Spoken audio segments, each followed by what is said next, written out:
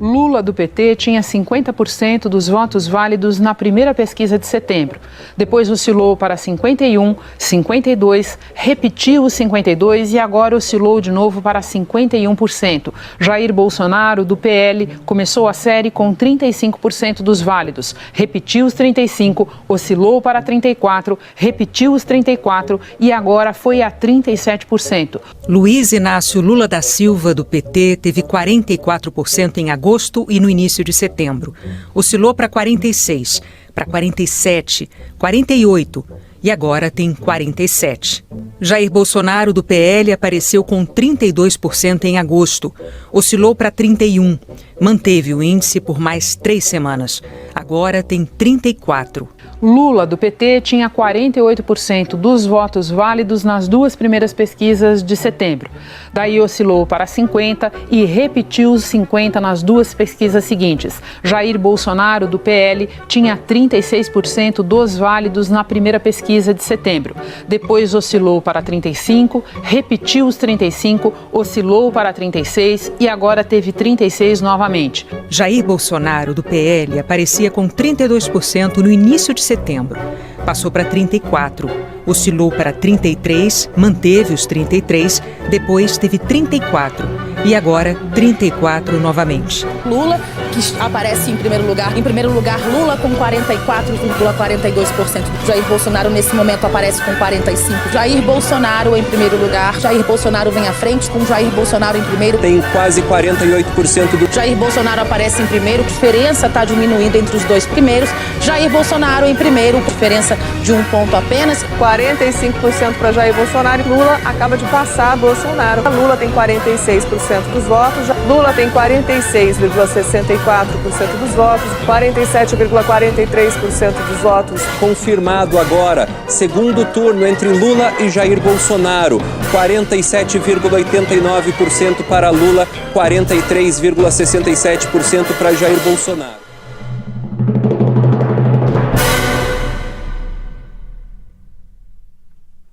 Ontem, na entrevista coletiva, eu disse para vocês que toda eleição que eu disputo eu tenho vontade de ganhar no primeiro turno. Mas nem sempre é possível. Há uma coisa na minha vida que me motiva, me estimula e me faz renascer a cada dia, que é a crença de que nada acontece por acaso. Nada acontece por acaso. Durante toda essa campanha, a gente teve na frente, nas pesquisas da opinião pública, de todos os institutos, mesmo aqueles que não queriam que a gente ganhasse, colocavam a gente em primeiro lugar. E eu sempre achei que a gente ia ganhar essas eleições. E quero dizer para vocês que nós vamos ganhar essas eleições. É apenas uma... Isso para nós é apenas uma prorrogação. Nós vencemos a mentira no dia de hoje, que estava o Datafolha dando aí 51% a 30 e poucos. Então vencemos a mentira. Temos um segundo tempo pela frente, onde tudo passa a ser igual, o tempo para cada lado passa a ser igual. E nós vamos agora mostrar melhor para a população brasileira, em especial a classe mais afetada, que é consequência da política do fica em casa, a economia a gente vê depois, é consequência de uma guerra lá fora, de uma crise ideológica também.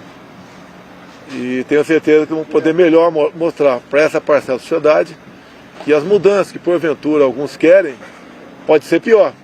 Até mesmo a gente mostrando aqui, melhor a Argentina, o Chile, a Colômbia, a Venezuela já estava em crise antes mesmo da Covid.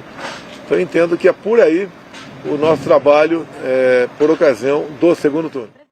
Eu quero ver de novo a esperança no olhar da nossa gente. Eu quero ver de novo nosso povo com direito de sonhar. Agora vamos junto, o Brasil não aguenta mais esperar. Chega de sofrer e pra renascer a esperança. esperança é Lula lá, lá, lá. A esperança agora é Lula lá. Quero de volta ao meu país. E vamos junto, agora é Lula lá. Quero de novo ser feliz. A esperança agora é Lula lá. Quero de volta ao meu país. E vamos junto, agora é Lula lá. Quero de novo ser feliz. É triste quando a dor faz o meu Brasil chorar. Quero mais respeito. Agora é o amor, deixa o coração chamar.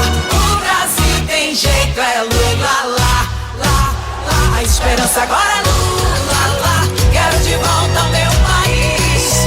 E vamos junto, agora é Lula lá. Quero de novo ser feliz. Pelo bem do Brasil, está raiando um novo tempo, diminuindo o sofrimento da nossa pátria, mãe gentil. Amor pela nossa bandeira e por nosso país, que faz o povo brasileiro sorrir mais feliz. Amor pra mudar nossa vida, pra gente crescer. Amor de quem leva o Brasil dentro do coração, do verde e amarelo que veste essa nossa nação. Amor ao que eu sinto no peito por você, Brasil.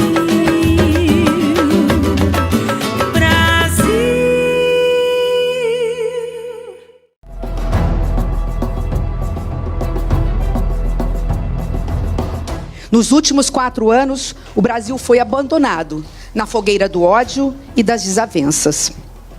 A negação atrasou a vacina. A arma ocupou o lugar dos livros. A iniquidade fez curvar a esperança. A mentira feriu a verdade. O ouvido conciliador deu lugar à voz esbravejada. O conceito de humanidade foi substituído pelo desamor. O Brasil voltou ao mapa da fome. O orçamento antes público, necessário para servir o povo, tornou-se secreto e privado. Por tudo isso, ainda que mantenha as críticas que fiz ao candidato Luiz Inácio Lula da Silva, em especial nos seus últimos dias de campanha, quando cometeu o erro de chamar para si o voto útil, que é legítimo, mas sem apresentar suas propostas concretas para os reais problemas do Brasil, depositarei nele o meu voto, porque reconheço o seu compromisso com a democracia e a Constituição, o que desconheço no atual presidente. Acabamos de realizar uma reunião da Executiva Nacional Ampliada do PDT, em que por unanimidade nós tomamos uma decisão. E eu gravo esse vídeo para dizer que acompanho a decisão do meu partido, o PDT. Frente às circunstâncias, é a última saída. Lamento que a trilha democrática tenha se afunilado a tal ponto que reste para os brasileiros 2 opções, a meu ver, insatisfatórias. Não acredito que a democracia esteja em risco nesse embate eleitoral, mas sim no seu absoluto fracasso da nossa democracia em construir um ambiente de oportunidades que enfrente a mais massiva crise social e econômica que humilha a esmagadora maioria do nosso povo.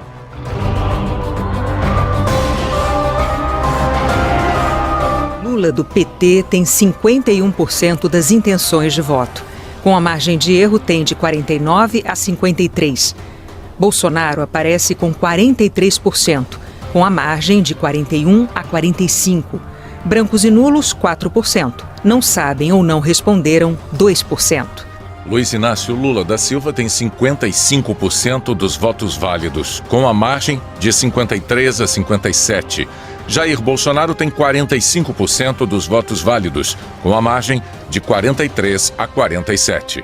Se a eleição fosse hoje, Luiz Inácio Lula da Silva do PT teria 49% das intenções de voto, com a margem de erro de 47% a 51%. Jair Bolsonaro, do PL, teria 44%, com a margem de 42% a 46%. Brancos e nulos, 6%. não sabem ou não responderam 2%.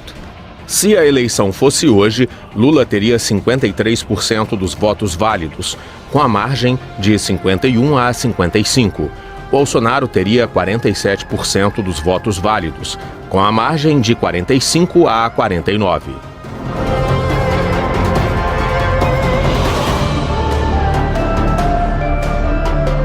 Lula venceu o primeiro turno com a maior votação da história. Eu quero ver de novo a esperança no olhar da nossa gente. A grande maioria dos brasileiros mostrou que não aceita mais o presidente que está aí. Desumano na pandemia, um desastre na economia e ligado a muitos escândalos de corrupção. O povo cansou e quer mudança.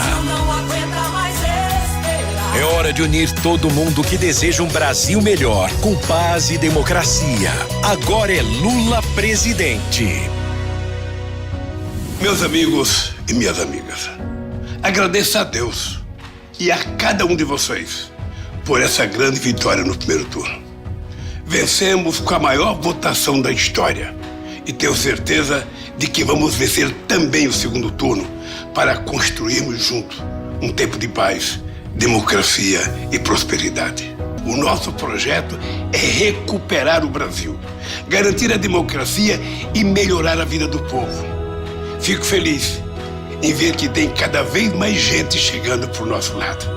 E se você ainda não veio, junte-se a nós também no time da esperança. É por isso que os apoios a Lula não param de chegar de todo o Brasil. Simone Tebet agora está com Lula. Depositarei nele o meu voto, porque reconheço no candidato Lula o seu compromisso com a democracia e com a Constituição, o que desconheço no atual presidente. Eu votei na Simone, mas nesse segundo turno eu vou votar no Lula. O PDT e Ciro Gomes agora estão com Lula. Eu acabei votando no Ciro no primeiro turno. No segundo, vou votar no Lula, é meu compromisso, meu dever como cidadão. Governadores eleitos em todo o Brasil já estão com Lula, inclusive o mais votado do país. Pro Pará seguir em frente e pro Brasil voltar a sorrir. E tem muito mais gente chegando, ex-presidentes, ex-ministros, deputados. É hora de uma grande união nacional. Precisamos nos unir, acima das diferenças.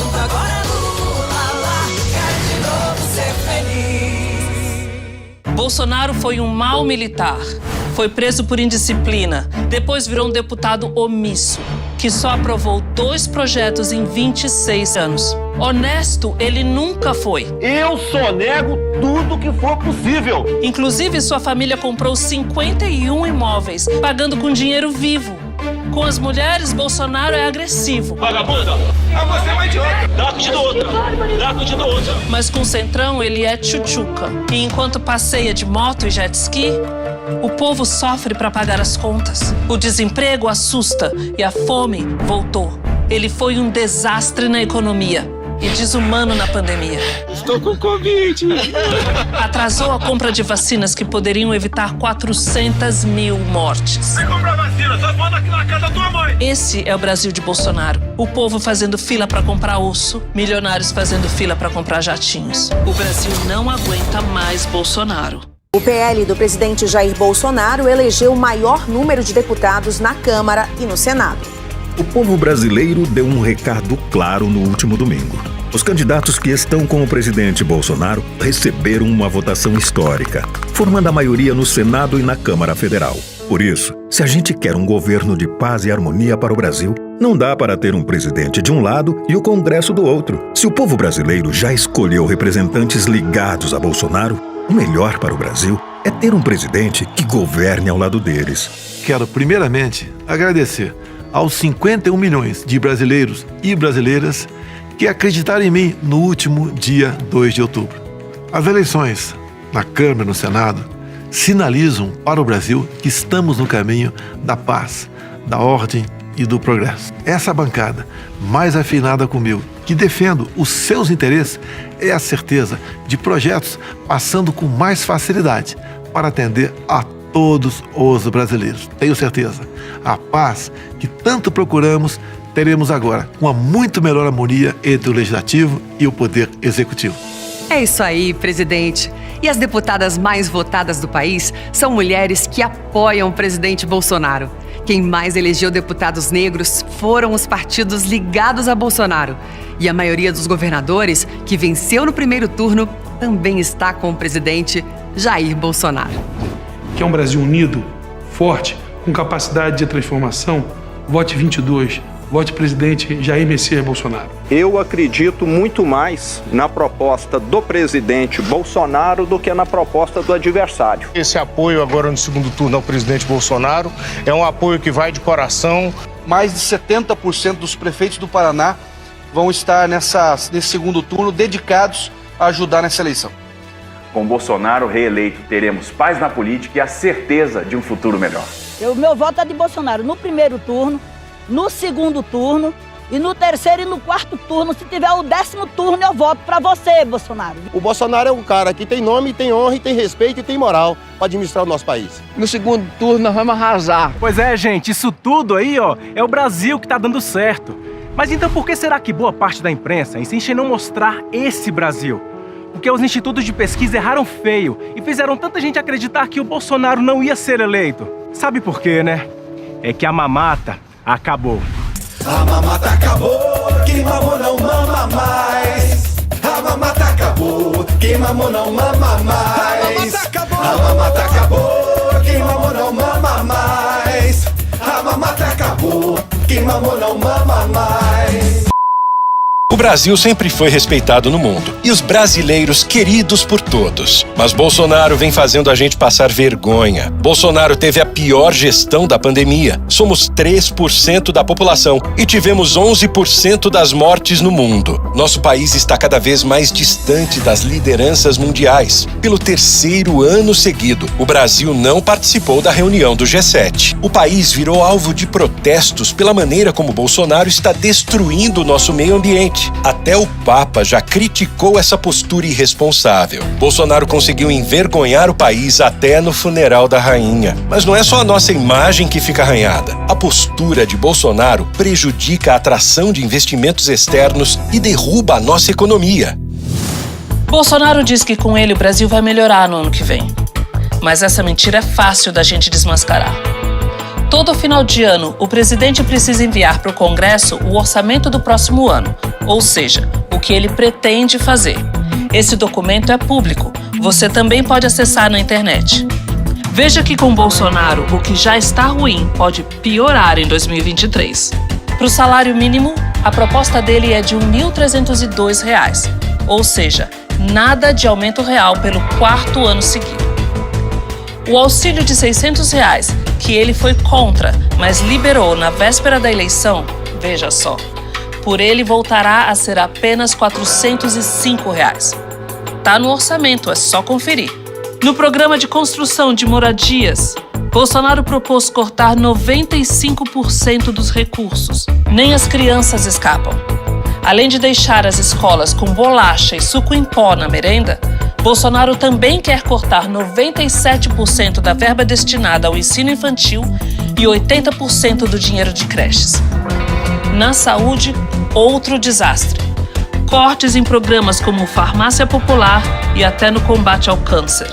Bolsonaro corta tantos investimentos importantes, mas reservou quase 20 bilhões para os deputados do orçamento secreto. Já com o presidente Lula, a história é outra. O salário mínimo vai voltar a subir acima da inflação. O auxílio de R$ 600 está garantido. E ainda vai ter mais R$ 150 para cada filho de até 6 anos. O Minha Casa Minha Vida, maior programa de moradias populares da história, vai voltar. Vai ter mais investimentos em educação, na saúde e no Farmácia Popular. O Brasil vai crescer, gerar mais empregos e a vida do povo vai melhorar de novo. Não tem dúvidas, o melhor futuro pra gente é com Lula presidente. Com Lula o Brasil vai virar comunista. Você de novo, cara? O melhor tempo foi do Lula. O povo comprava casa, carro. Lula vai fechar as igrejas. Ele foi presidente e nunca fechou. Inclusive foi o Lula que assinou a lei de liberdade religiosa. O PT vai quebrar o Brasil de novo. Nunca quebrou. Com o Lula o Brasil foi a 6ª economia do mundo. Sai pra lá, assombração. Não acredite em velhos fantasmas. Agora é Lula presidente. Você do Nordeste, eu quero agradecer todo o seu apoio por ocasião das eleições. Vocês me deram mais votos agora, no dia 2 de outubro, do que no primeiro turno de 2018. O Nordeste é uma região fantástica, de um povo amigo, alegre e acolhedor. E eu tenho certeza que vocês agora dobrarão a votação que eu tive no primeiro turno. Afinal de contas, o Nordeste é Brasil. Um abraço, meu Nordeste. Tamo juntos, o Brasil é nosso. Quem disse que nordestino não vota em Bolsonaro? É Bolsonaro e é 22! É a missão do capitão conseguir mais votos pro 22. Hoje eu ganho votar mais pra Bolsonaro. Hoje eu cumpro a missão do capitão. Já arrumei mais 2 votos. Tamo junto, capitão. Só conseguiu 2, eu consegui foi 30, patrão. Hoje eu ganho votar mais pra Bolsonaro. Hoje eu cumpro a missão do capitão. Fale em casa, fale na rua, fale com seus amigos, com seus parentes, em tudo que é lugar, que nós vamos vencer. Hoje eu ganho votar mais pra Bolsonaro. Hoje eu cumpro a missão do capitão. Esse é o presídio de Tremembé. Talvez você não saiba, mas os presos que estão aqui e em outros presídios do Brasil também votam para escolher presidente. As últimas eleições mostraram muitas diferenças entre o presidente Bolsonaro e o candidato Lula. Uma delas você precisa saber antes de votar no próximo dia 30 de outubro. Sabe onde Lula teve mais votos no primeiro turno das eleições? Nas cadeias e nos presídios do Brasil. Olha só. No presídio de Tremembé, Lula teve 98% dos votos dos presos. Lula é o candidato mais votado no presídio de Jaraguá do Sul. Lula recebe 90,3% dos votos em presídios da Paraíba. Lula é o mais votado no presídio Urso Branco. E quer saber por que isso acontece? Porque o Lula defende coisas desse tipo. Eu não posso ver mais jovem de 14, 15 anos assaltando e sendo violentado, assassinado pela polícia, às vezes inocente, ou às vezes porque roubou um celular. Luiz Inácio Lula da Silva disse ontem, durante evento em Maceió, que procurou o ex-presidente Fernando Henrique Cardoso para libertar os sequestradores do empresário Abílio Diniz da prisão. Eu fui na cadeia dia 31 de dezembro conversar com os meninos e falei, olha, vocês vão ter que dar a palavra para mim. Vocês vão ter que garantir para mim que vão acabar com a greve de fome agora e vocês vão ser soltos. E eles respeitaram a proposta, pararam a greve de fome e foram soltos, e eu não sei aonde que eles estão agora. Você não sabe, Lula, mas a família do Vitor Hugo sabe. O Vitor Hugo foi assassinado por um dos bandidos que você mandou soltar. Agora imagina se o Lula volta. O bandido sequestra a pessoa, ameaça a família, é preso, faz uma greve de fome e é solto. E pode matar o inocente. Tá explicado por que os bandidos gostam tanto do Lula. Os criminosos escolheram Lula para presidente. Eu sou o Lula, não sou Bolsonaro não. Eu bato no Lula. Lula e os partidos de esquerda que o apoiam defendem a saidinha de traficantes, agressores de mulheres e assassinos dos presídios. É a vida da sua família em risco. Cuidado em quem você vai votar. Bom, se por um lado o Lula é o mais votado pelos criminosos, por outro lado, o presidente Bolsonaro é o mais votado por quem trabalha e produz.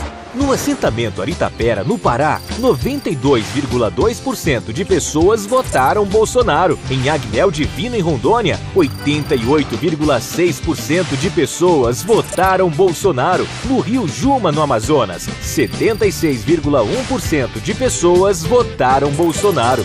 Nesses assentamentos onde vivem pequenos produtores da agricultura familiar, o presidente Bolsonaro entendeu o valor da terra, entregou títulos de posse e está ajudando milhares de famílias a prosperarem. Bolsonaro não tem condições de ser presidente. Bolsonaro é incompetente. Eu não crio emprego. Não tinha nada para estar aqui. Nem levo jeito. Foi um desastre na economia e transformou o Brasil numa vergonha mundial. E enquanto você trabalha tanto, Bolsonaro trabalha menos de 4 horas por dia. Bolsonaro é mentiroso. A economia está bombando. Não tem corrupção no meu governo. Ele diz uma coisa, somos contra o aborto, mas faz outra. Numa entrevista, ele já defendeu o aborto de um dos seus filhos. Bolsonaro conta várias mentiras por dia. A maioria, claro, contra Lula.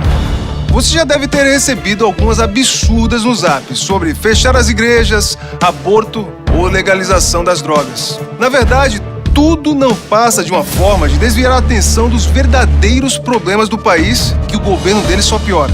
Bolsonaro é desumano. Estou com Covid. Compra vacina, só falando aqui na casa da tua mãe. Falar que se passa fome no Brasil é uma grande mentira. Bolsonaro é agressivo. Eu quero todo mundo armado. Você vai te ver. Vagabunda, dá-te do outro.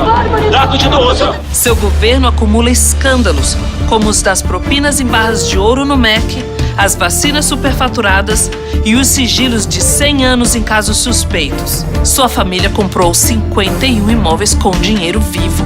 Não tem como provar de onde veio tanto dinheiro, né? Uma mansão aí de 6 milhões. Isso daí não é corrupção, não? Se isso não for, o que é? O Brasil não aguenta mais Bolsonaro. A propaganda de Bolsonaro diz que Lula foi o mais votado entre os presos. Ora, Lula também foi o mais votado entre os cristãos, as mulheres, entre os jovens, trabalhadores, empreendedores. O mais votado na maioria dos estados e até no exterior. Afinal, Lula foi o candidato mais votado da história.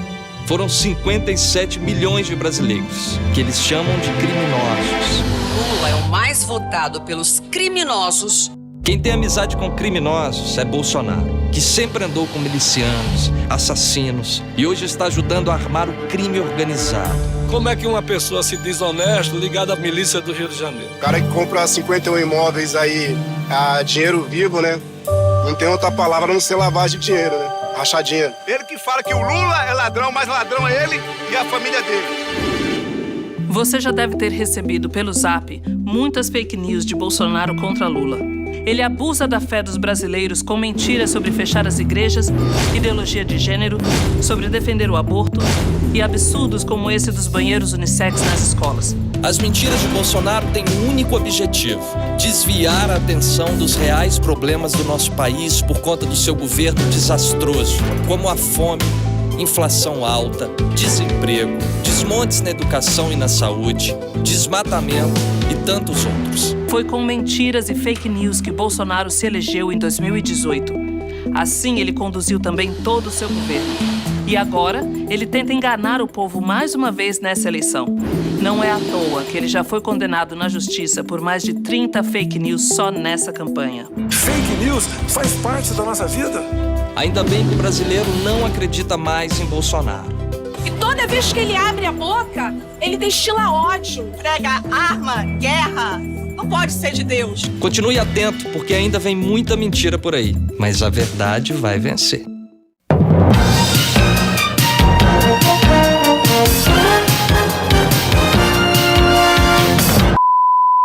Vou te contar um lance aqui.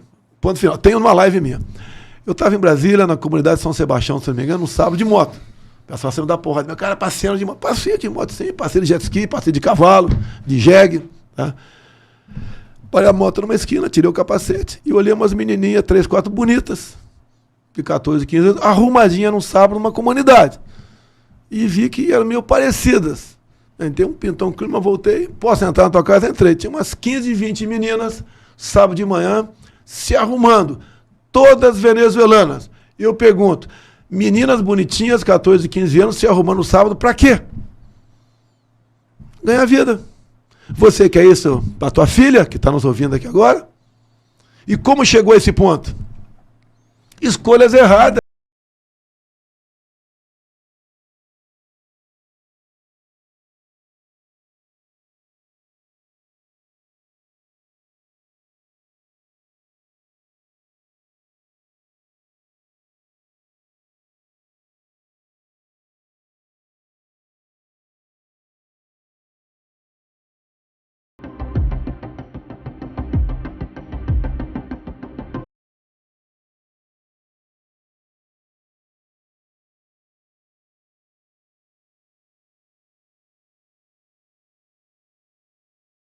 O que eu fiz lá nesse momento? Eu mostrei a minha indignação. Eu estava na região periférica de Brasília, com a minha moto, quando eu parei e vi umas meninas de 14, 15 anos bem arrumadas, meninas humildes, e eu pedi para entrar na casa delas. Entrei com umas 10 pessoas comigo. Fiz a live O que eu estava mostrando com aquilo? A minha indignação.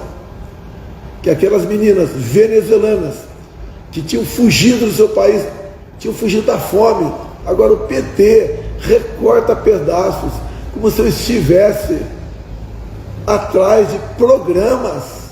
Pelo amor de Deus, fiz uma live para isso, foi demonstrado o que estava acontecendo. Pega pedaço e fala, pintou um clima. Que vergonha é essa? Que falta de respeito é essa? Sempre combati a pedofilia, sempre fui contra o regime venezuelano.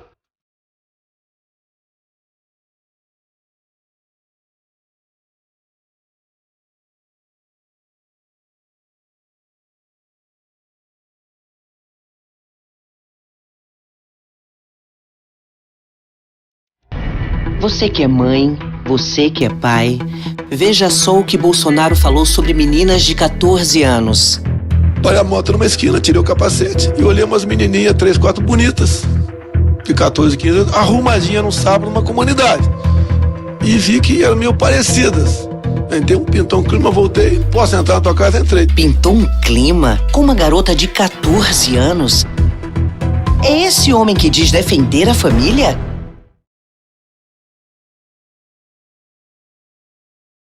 Eu até gostaria de fazer uma pergunta para o candidato, o meu adversário. Quantas universidades e quantas escolas técnicas o senhor fez como presidente da República? Primeiramente, o senhor Lula confunde auxílio emergencial com Auxílio Brasil. O auxílio emergencial de R$600.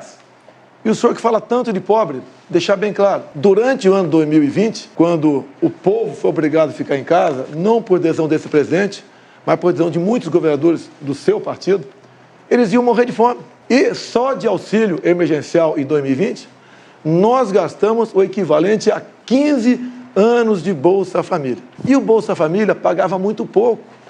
Eu tinha vergonha de ver as pessoas mais humildes, especial do Nordeste, do interior do Nordeste, recebendo, algumas famílias, começando a receber R$42 por mês. Eu só podia dar algo melhor, como está dizendo agora, por que não deu lá atrás? Porque agora, quando a gente chega e passa para 400, contra a sua bancada do PT, e depois passa para 600, o senhor quer se arvorar de grande benfeitor que vai prometer. O senhor promete o tempo todo. O senhor prometeu levar água para o Nordeste e agora o senhor está prometendo picanha e cerveja. O senhor não fica vermelho com essas propostas mirabolantes e mentirosas? Creio que para governar o Brasil, tá, nós temos passado. Nós não somos candidato aqui de primeira viagem. Então o senhor tem seu passado que é lamentável, é triste. Em especial entre os mais humildes, os mais pobres do Brasil. Eu perguntei quantas universidades você fez. Perguntei quantas escolas técnicas você fez. E você veio falar do Bolsa Família. O nosso programa de inclusão social não era só o Bolsa Família. O nosso programa de inclusão social foi a maior política de distribuição de renda que esse país já conheceu para o pobre. Porque era ajuda ao pequeno produtor rural, era 1.400.000 cisternas que nós fizemos para o Nordeste, era o PNAE para levar comida para as crianças mais pobres e a gente comprava do pequeno produtor, além do aumento do salário mínimo de 74%. Mas eu queria voltar à pergunta inicial. Quantas universidades e escolas técnicas o seu governo fez? Senhor Lula, durante a pandemia, 2 anos as universidades ficaram fechadas. Não tinha cabimento você abrir a universidade para ficar fechada. Agora, o senhor, junto ao FIES, o senhor ofereceu crédito para milhões de jovens. Milhões de jovens. E mais de 1 milhão estavam endividados, sem condição de pagar esse crédito, o FIES. O que o meu governo fez? Mandou a proposta para o parlamento e nós juntos permitimos a anistia de até 99% da dívida dessa garotada. Nós tiramos essa garotada da inadimplência, do SPC, do Serasa. O senhor mais endividou a garotada do que deu ensino de qualidade. Eu já percebi que ele não quer dizer que, vergonhosamente, ele fez uma universidade importantíssima que a presidenta Dilma que tinha aprovado.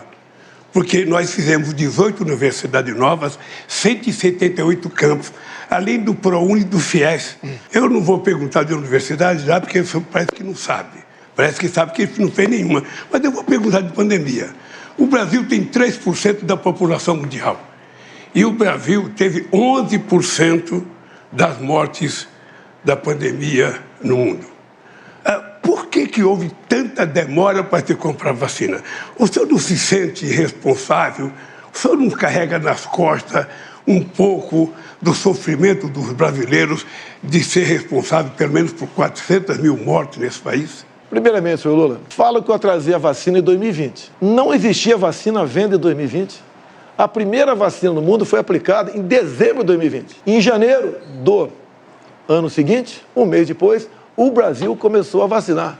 Nós compramos mais de 500 milhões de doses de vacina. E todos aqueles que quiseram tomar vacina, tomaram. E o Brasil foi um dos países que mais vacinou no mundo e em tempo mais rápido. Então o senhor se informe antes de fazer acusações levianas e mentirosas. Que afinal de contas, se o senhor não mentir, o senhor deixa de ser... Eu não faço acusações mentirosas, são dados científicos. O senhor atrasou a vacina, depois teve um processo, inclusive, de corrupção definido e denunciado pela CPI, e o fato concreto é que a sua negligência fez com que 680 pessoas morressem, quando mais de metade poderia ter sido salva. A verdade é que o senhor não cuidou, debochou, riu, dizia que não tomava vacina, quem tomava vacina virava jacaré, que virava homossexual, que não podia tomar vacina. O senhor gozou das pessoas, imitou as pessoas morrendo afogadas por falta de oxigênio em Manaus. Ou seja, não tem na história de nenhum governo do mundo alguém que brincou com a pandemia e com a morte como você brincou. Brincou. É só mostrar na televisão, não vai dizer que é fake news, não, porque você aparece na televisão rindo, imitando pessoas sem ar, você aparece dizendo que quem tomar vacina vai pegar, você virou remédio, você virou vendedor de um remédio que não servia para nada, você divulgou um remédio que a ciência negou o tempo inteiro, você não respeitou o Butantan, você não respeitou a Fiocruz, que são laboratórios de excelência nesse país, que poderia ter ajudado. Se tivesse humildade, você poderia ter resolvido parte do problema. Mas, certamente, você não quis resolver, porque você não quis entender o sofrimento do povo. Senhor Lula, tem um vídeo do senhor, o senhor dando graças a Deus que a natureza criou o Covid. Senhor Lula, o que eu fui contra foi o protocolo do senhor Mandetta, que mandava a pessoa infectada ir para casa até sentir falta de ar. E eu fiquei indignado com isso. A vacina, senhor Lula, não é para quem está contaminado. A vacina é para quem ainda não foi contaminado. A questão do tratamento precoce, tendo ou não comprovação científica, porque era algo inédito no mundo todo, tirou-se a autonomia do médico, a tal da receita off-label. Isso que foi castrado no Brasil. A história mostrará quem está com a razão. E isso que o senhor fala de vídeo no YouTube, eu zombando, é só ver as imagens. Exatamente o contrário. Eu falo como a pessoa ir se sentir em casa e depois daquela maneira ir para o hospital. Agora, deixar bem claro, quando se fala em corrupção, corrupção fez o seu partido na Covid. Quando chegou na CPI, a notícia de 50 milhões de reais desviado para o senhor Carlos Gabas, ex-ministro de Dilma Rousseff, que passeava de bicicleta com ela, a CPI do seu amigo Renan Calheiros e Omar Aziz não quis investigar. 50 milhões torrado numa casa de maconha, não chegou nenhum respirador, e daí sim, irmãos nordestinos morreram por falta de ar, por corrupção do senhor Carlos Gabas, deixar bem claro, em especial o seu governador de Minas Gerais, da Bahia, Rui Costa. Então o consórcio do Nordeste, o qual o senhor tinha amplo conhecimento e domínio, praticou corrupção e matou sim irmãos nordestinos sufocados em hospitais. Mas se você tivesse um mínimo de responsabilidade para cuidar da CPI, você teria primeiro ouvido os governadores de estados. Eles criaram um consórcio, eles tentaram comprar vacina, o Ministério da Saúde não permitiu. E quando o Brasil começou a dar vacina, em janeiro de 2007, São Paulo começou a dar vacina, 57 países já tinham dado vacina. A verdade Bolsonaro. A verdade é que você colocou o ministro da Saúde que não entendia. O único que parece que entendia um pouco era o Mandetta, que o senhor tirou logo. Depois colocou um outro que não entendia, até chegar no Pazuello. O Pazuello era visível que ele não entendia nada de saúde, era visível que tinha sido montada uma turma lá para comprar vacina. Ou seja, tinha a denúncia de que a CPI provou e está no processo, eu espero que o procurador vai investigar, de que tinha gente reivindicando $1 por cada dose de vacina vendida. Isso está na CPI, está no relatório da CPI, o Brasil inteiro viu e, obviamente, que o povo espera que um dia a Procuradoria-Geral da República investigue para saber o fundo de verdade ou não. Segundo a CPI, a Covaxin não vendeu nenhuma vacina no Brasil. Então, para de mentir. Não teve corrupção porque não teve vacina no Brasil. Agora, o senhor falou uma coisa importante. Eu poderia ter conversado com os governadores do consórcio do Nordeste. Então, eu digo uma coisa, seu Lula. Eu poderia ter acabado com a CPI da Covid rapidamente. Sabe como? Se eu acolhesse uma emenda do senhor Omar Aziz, seu amigo, senador lá do Amazonas, e do irmão do senador Renan Calheiros, Renildo Calheiros. Porque eles queriam, nessa emenda, a uma medida provisória nossa, que qualquer governador e prefeito, que pese a grande maioria serem honestos, pudessem comprar vacina em qualquer lugar do mundo, sem a certificação da Anvisa e sem licitação. Seria a festa, a roubalheira maior. E quem pagaria a conta? O governo federal. Então não aceitamos a continuidade da roubalheira do consórcio Nordeste, depois de 50 milhões, queria continuar comprando vacina em qualquer lugar do mundo, sem certificação e sem licitação. Uma vergonha se tivesse sido aprovado. Não aceitei ser aprovado e a CPI foi embora e não achou nada sobre mim ou sobre o senhor Pazuello, porque nada nós devemos. Não, a vergonha, na verdade, é você carregar nas costas a morte de 400 pessoas que poderia ter sido evitada se tivesse comprado a vacina no tempo certo, no tempo correto. A ciência fala isso todo dia. O senhor recebeu proposta de vacina muito cedo e não quis comprar porque não acreditava. É visível, o povo brasileiro sabe que você começou não acreditando na pandemia. Era uma gripezinha, era uma coisa que ia matar um ou outro velhinho. Era assim que você tratava a questão da pandemia. O Mandetta foi mandado embora porque o Mandetta dizia que a pandemia era grave, que era preciso cuidar. Mas você não. Você resolveu dizer que era uma gripezinha, brincava de não tomar vacina, colocou em sigilo o seu cartão de vacina para ninguém saber se você tomou ou não tomou. Ou seja, numa atitude que afrontava, sabe, a fé do povo brasileiro, que queria um presidente que cuidasse com carinho, que evitasse a quantidade de mortes que houve. Isso não foi feito pelo presidente Bolsonaro. Em fevereiro de 2020, nós decretamos estado de emergência no Brasil. A TV Globo, com todo o seu conglomerado, com o seu Drauzio Varela, começaram a falar exatamente o contrário. O Brasil é um clima quente, não tenham medo da Covid. E quem falou em gripezinha foi lá. O que eu sempre disse, que as pessoas saudáveis não tinham o que temer no tocante à Covid. Não poderia abusar, obviamente. E nós recomendamos aos mais idosos e aos que com mobilidade realmente tomassem cuidado. Foi o papel do governo, que em primeiro lugar, talvez, do mundo, decretou estado de emergência, que foi ignorado por aqueles que queriam o carnaval a qualquer preço. Então, senhor Lula, não continue mentindo, pega mal até para a sua idade. Pelo seu passado, não vou dizer que o seu passado é lamentável. Ah, mentira é você. Mentira é você. Porque os números estão ali na empresa todo dia. Você é o rei da fake news, é o rei da estupidez de mentir para a sociedade brasileira. E você mentiu sobre a vacina o tempo inteiro, negligenciou a vacina, e o Brasil hoje carrega a pecha de ser o país, sabe, que tem mais morte pelo Covid. É lamentável. E mais ainda, o senhor não se dignou a visitar uma família que teve alguém que morreu de Covid. E depois, para mostrar que é bonzinho, tentou ir no enterro da rainha da Inglaterra, quando poderia ter visitado centenas de pessoas que morreram do Covid aqui. Disse que não morreu nenhuma criança, morreu 2.000 crianças de Covid. Mas disse que não morreu porque o senhor não queria acreditar na Covid. Era preciso continuar mentindo sobre a Covid, era preciso continuar desacreditando. E eu sei o que pensa o povo que perdeu algum ente querido. Eu mesmo perdi uma sogra, sabe, por causa do Covid.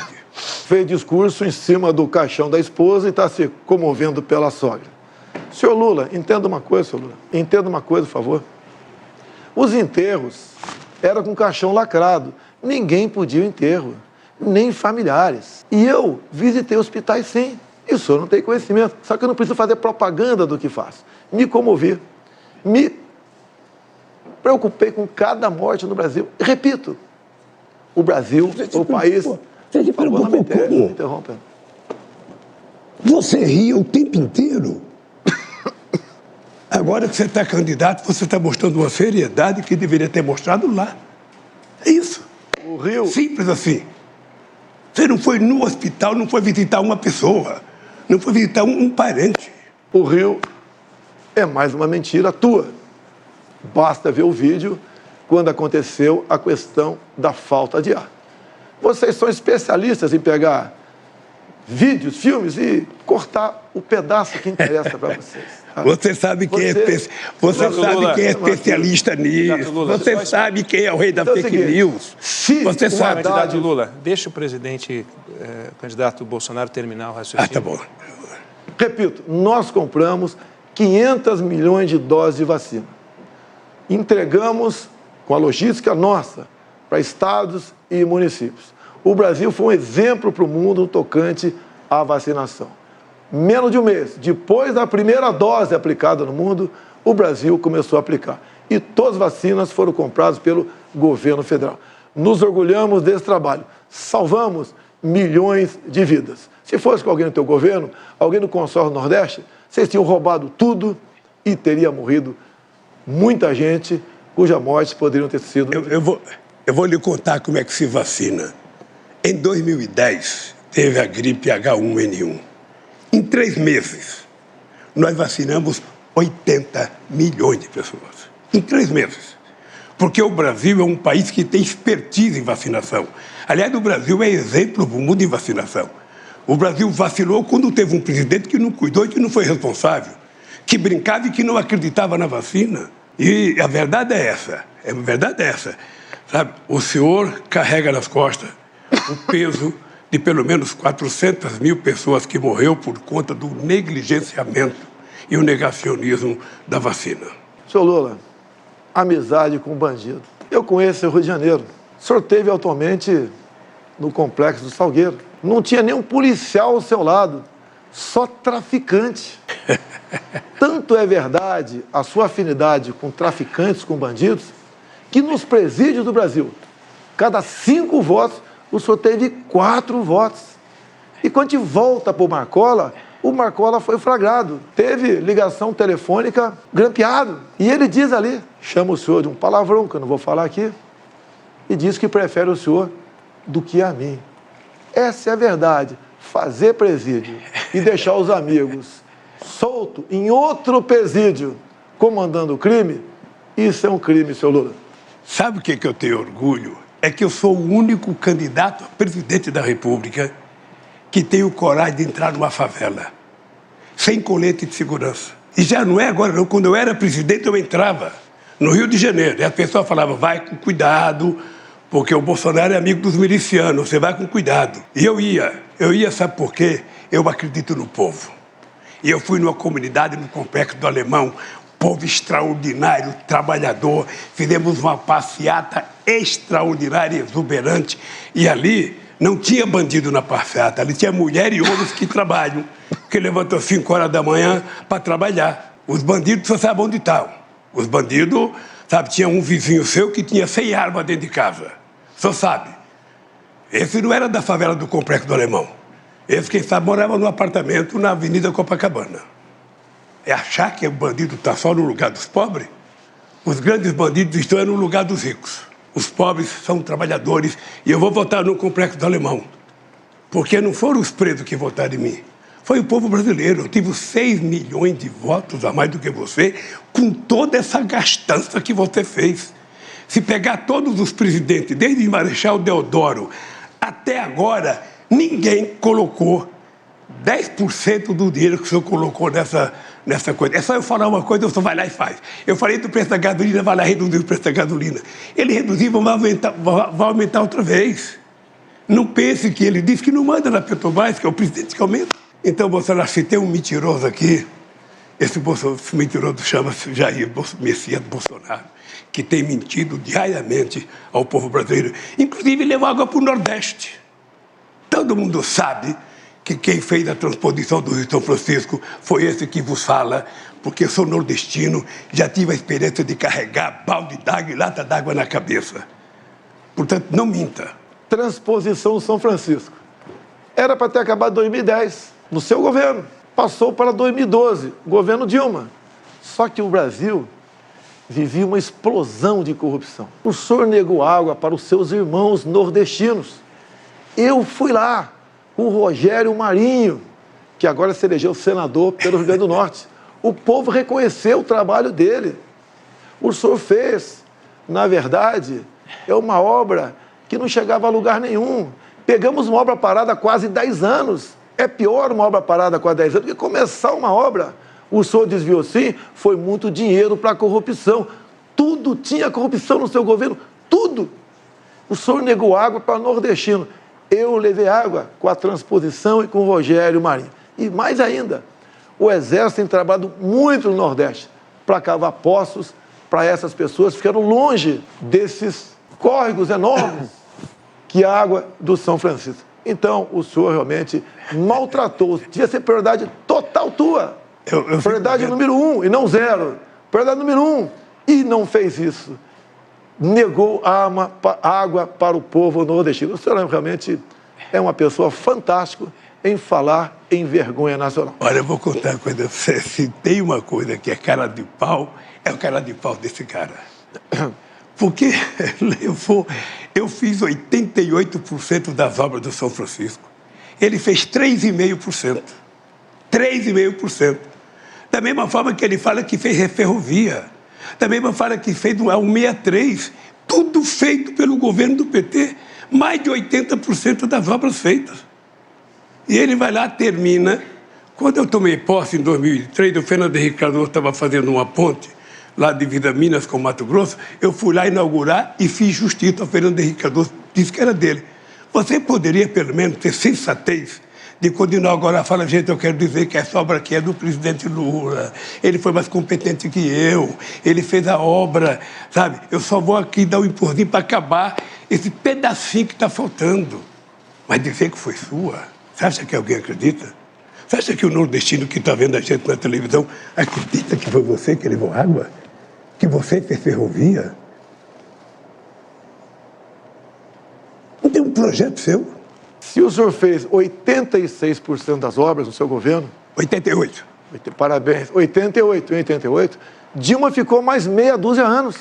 Não terminou os 12 que faltavam. Se o senhor mandava no governo Dilma, quem está mentindo?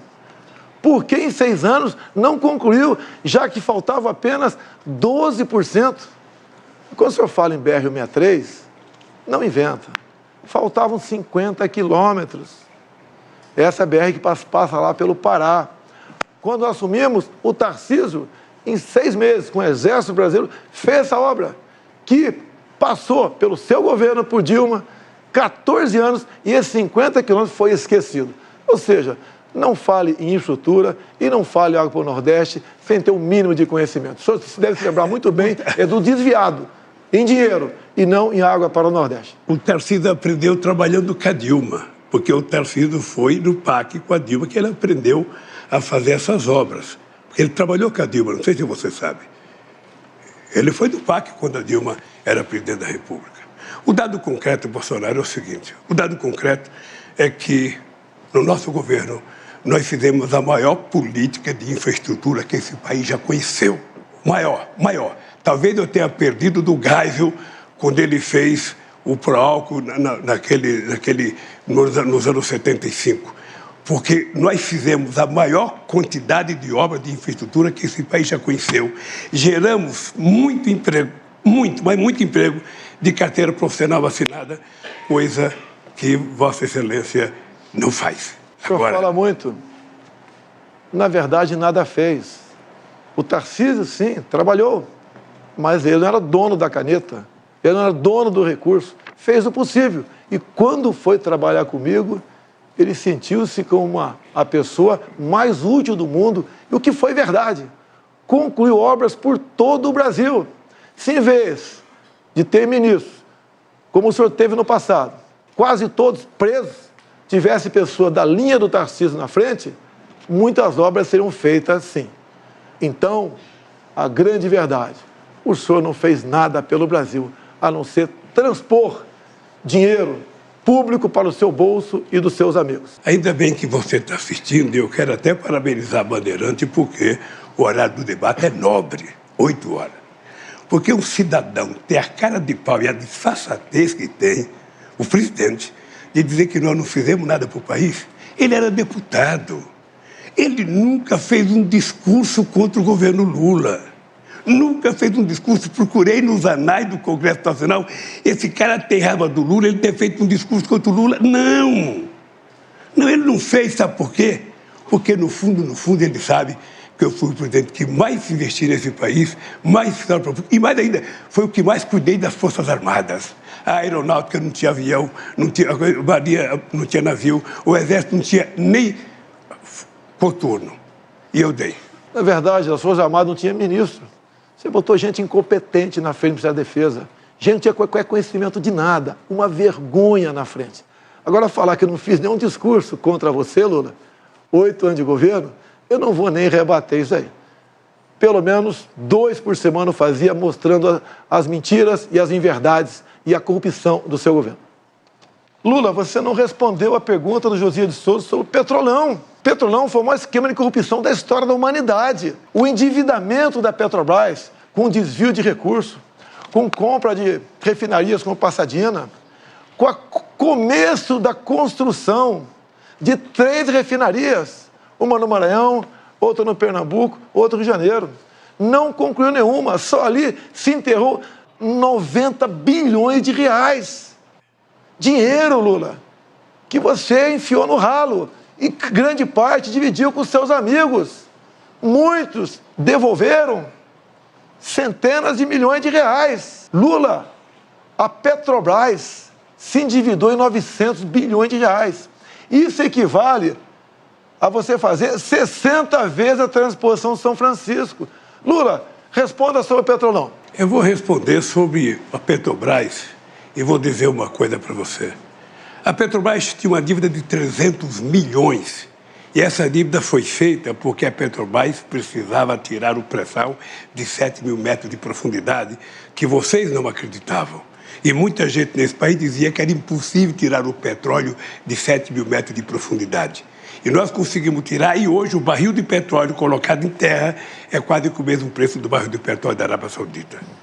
A segunda coisa é que eu fiz a capitalização da Petrobras de 70 bilhões, foi a maior capitalização da história do capitalismo em dezembro de 2010 e transformei a Petrobras na 2ª maior empresa de energia do mundo. E isso permitiu que a gente ficasse autossuficiente. O que acontece é que nós decidimos fazer refinaria, sim. O polo petroquímico de Itaboraí, no Rio de Janeiro, que foi parado. Nós decidimos fazer a refinaria no Maranhão, uma refinaria no Ceará. Fizemos a refinaria de querosene, sabe, no Rio Grande do Norte. Porque esse país queria ser exportador de produtos derivados e não de óleo cru, como está sendo agora. O Brasil tem um potencial extraordinário. E se houve corrupção na Petrobras, olha, prendeu-se o ladrão que roubou, acabou. E prendeu porque houve investigação. Porque no nosso governo nada era escondido. A gente não tinha sigilo. Não tinha sigilo do filho, da filha, não tinha sigilo do cartão de crédito. A gente não tinha sigilo das casas, nada, tudo era ali. Era o portal da transparência. E era a lei de informação, a lei de acesso à informação, que foram 2 obras-primas que o PT criou para que o povo acompanhasse em tempo real a coisa que foram feitas nesse país. O dado concreto é o seguinte, é que se houve corrupção na Petrobras, não precisava ter quebrado as empresas como foi quebrado as empresas. Você prendesse quem roubou e deixasse as empresas trabalhando, porque foram 4 milhões e 4 mil empregos que se foi para a casa do chapéu. 4 milhões e 400 mil empregos. E, além disso, 270 bilhões que se deixou de arrecadar Deixou-se de se investir em 58 bilhões que se deixou de arrecadar. Esse foi o desastre do Brasil. Esse foi o desastre do Brasil, de uma empresa que poderia estar exportando derivado nesse momento, ganhando muito mais dinheiro do que está ganhando agora. Por isso, meu caro, eu não tenho nenhum problema de explicar o petrolão, o petrolinho. Eu quero você explicar a forma sigilosa que você colocou tantas coisas na sua vida. Tudo é motivo de sigilo, tudo é motivo de sigilo, tudo é motivo de sigilo. Você sabe que isso tem perna curta, porque vai acabar. Porque eu vou ganhar as eleições e quando chegar dia 1º de janeiro, eu vou pegar o seu sigilo e vou mandar o povo brasileiro saber por que você esconde tanta coisa. Afinal de contas, se é bom, não precisa esconder. É isso.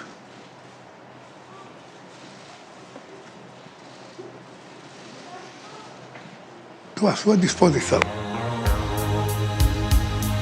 Aliás, fica aqui, Lula, fica aqui. Aliás, deixa eu lhe falar uma coisa. Fica aqui. Deixa eu falar uma coisa. Sabe o que eu fiquei sabendo agora? Candidato.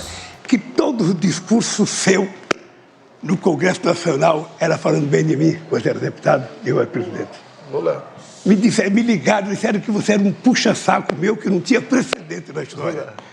Porque você sabe que eu cuidei do Exército, que quando eu cheguei não tinha sequer coturno, o soldado era liberado às 11 horas porque não tinha dinheiro para o rancho. Você sabe que a Marinha não tinha quase mais navio. Você sabe que a Aeronáutica não tinha avião. E você sabe que eu cuidei das Forças Armadas com carinho que nem você cuidou das Forças Armadas como eu cuidei, porque eu quero uma Forças Armadas preparada, competentemente armada para defender a soberania brasileira contra possíveis inimigos externos. É isso que eu quero para esse país. Lula, se respeitasse as Forças Armadas, você botaria gente competente para ser ministro da Defesa, e não companheiros lá para dentro. Petrobras, Lula, o endividamento foi 900 bilhões.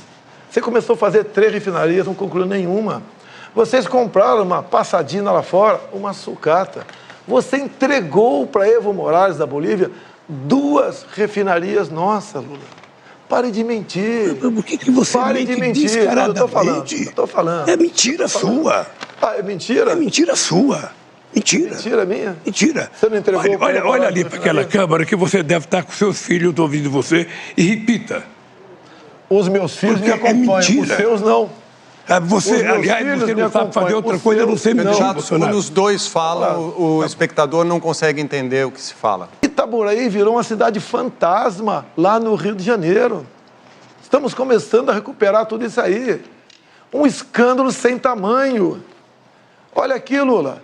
Os delatores devolveram 6 bilhões de reais. 1 bi de dólares foi para os Estados Unidos, para a Bolsa, que foi prejudicada pela interferência nos preços. Olha aqui, Lula, as empresas que roubaram a Petrobras. Odebrecht devolveu 2,7 bi, SBM 1,3, Andrade Gutierrez 1,4, Braskem 2,8 bilhões, Camargo Corrêa 1,4 bilhão, OAS 1,9 bilhão. E assim vai. 16 bilhões de reais que as empresas devolveram, somado com 6 bi dos delatores, mais outros quase 6 bi para os Estados Unidos.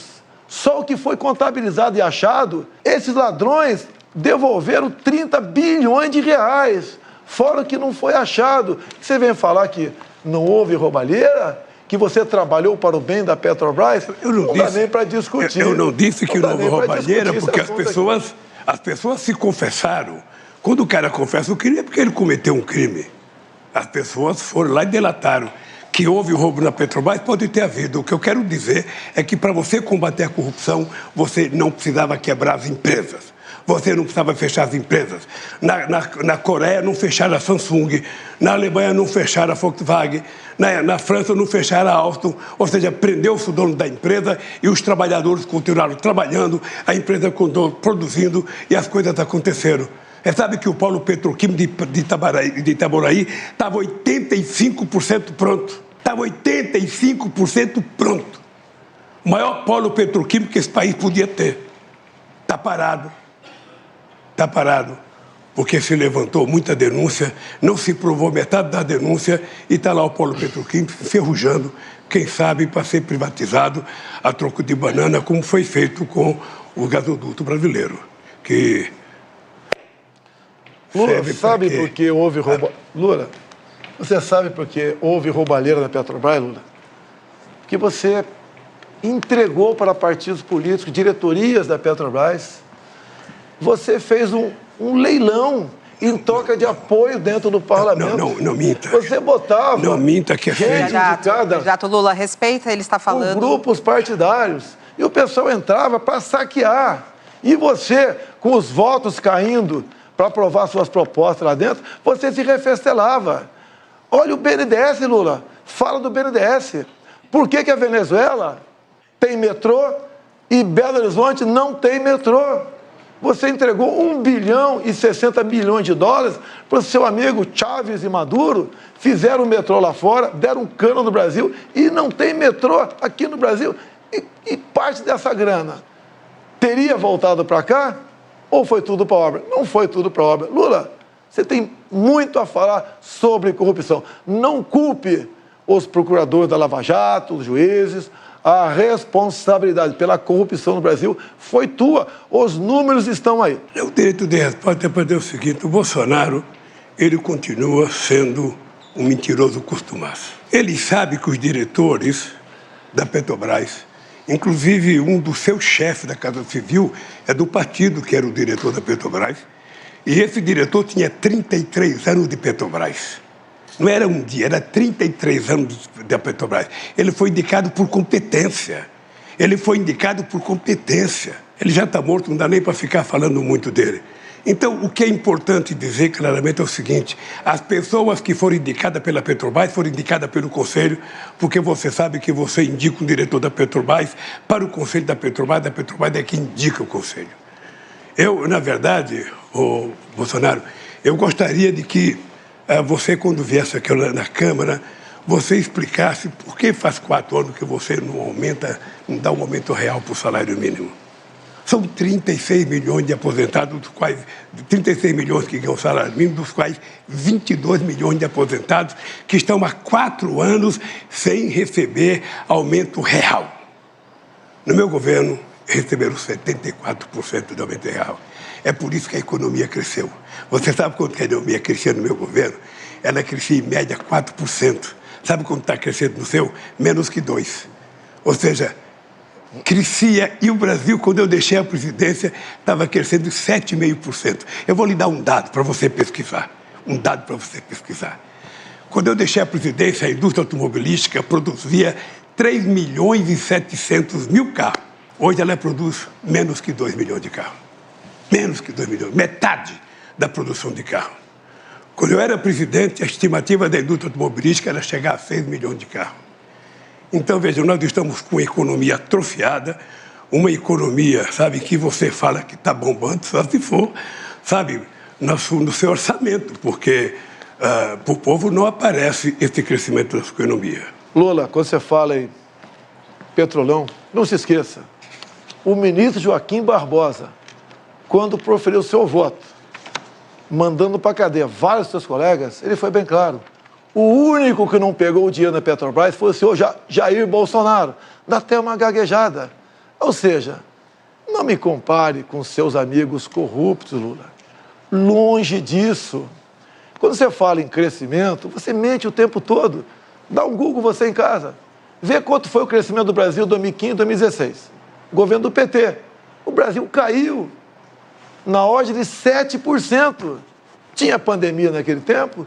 Tinha guerra lá fora? Não. Mas tinha corrupção em abundância no Brasil.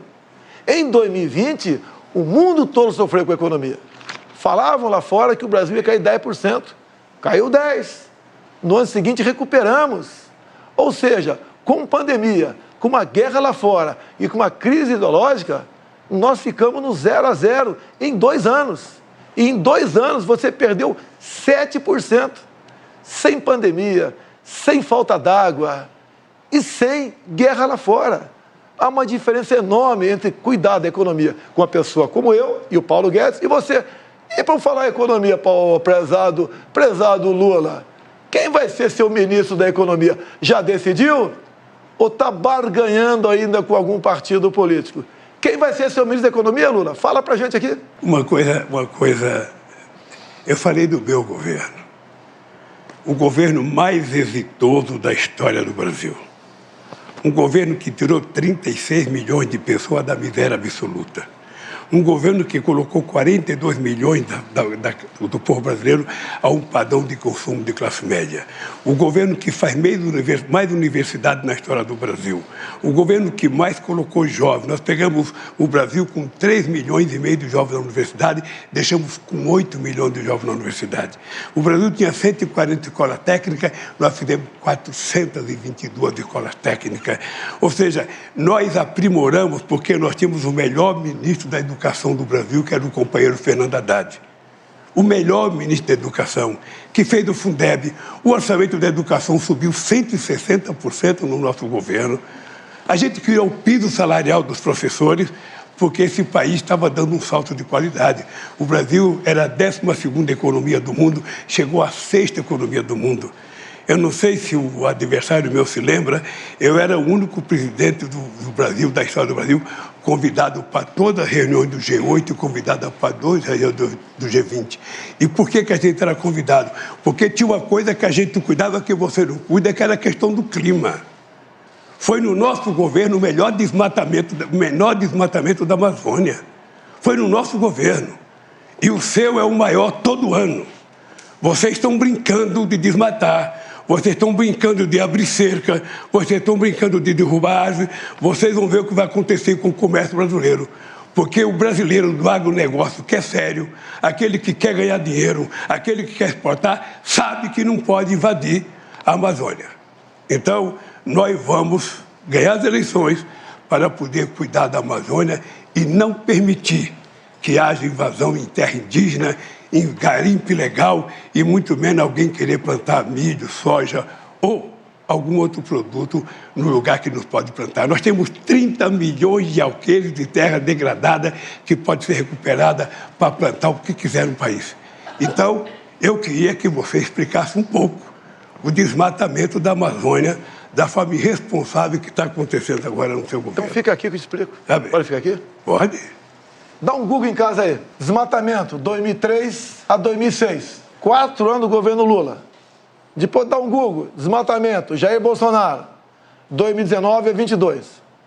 No seu governo, foi desmatado mais do dobro do que no meu. Dá o Google em casa. Deixa ele falar Dá o Google, não, deixa ele terminar, Lula. Dá o Google em casa. Você desmatou 2,5 vezes mais do que no meu governo, Lula. Eu falei economia. Eu peguei o Brasil endividado, quebrado contigo, roubalheira. Agora, esse ano, o Brasil passou da 13ª para a 10ª economia do mundo. E mais ainda, quando você fala em educação, quem foi que deu o maior reajuste aos professores do Brasil? Você está olhando para ele, Jair Bolsonaro, 33%. Isso é tratar com dignidade dos professores. Acabou? Acabou? Vamos lá. Eu vou lhe falar uma coisa. Pode dar um Google, pode dar o que você quiser, você vai perceber que quando eu ganhei as eleições, tinha um desmatamento de 27 mil quilômetros, caiu para 4 mil quilômetros.